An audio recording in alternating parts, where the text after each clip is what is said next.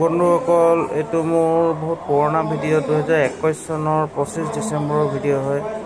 আজি বিচাৰি থাকোঁতে এইটো ওলাই পৰিলে, কিবা এটা চাই আছিলোঁ তাতে ওলাই পৰিলে। কাটি 10 মিনিটৰ ভিডিঅ' আছিলে, তো মই কাটি পেলাই সৰু কৰিলোঁ।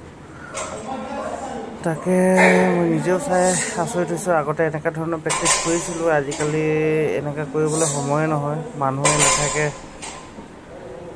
মানুহ থাকিলেও বহুত থাকে, টাইম নাথাকে, নানা ধৰণৰ প্ৰব্লেম। আকৌ দেখি পেলাই লাগিছে আকৌ তেনেকুৱা ধৰণৰ প্ৰেক্টিচ কৰিব লাগিব। এই ধৰণে প্ৰেক্টিচ কৰিলেহে ডেডলিফ্টটো বাঢ়ে। আৰু আমাৰ জিমৰ ডেডলিফ্টটো যিহেতু পেলাব নিদিয়ে, সেইকাৰণে ডেডলিফ্টটো পাৱাৰটো একেবাৰে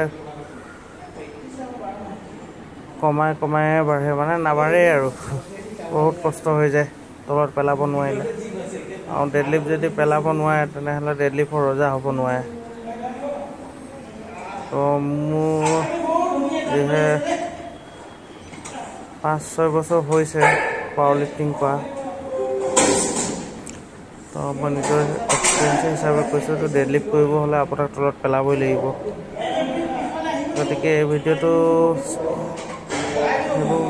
সেইবাবে ভাবি পেলাই দিলোঁ যে আপোনালোকে ভিডিঅ'টো চাই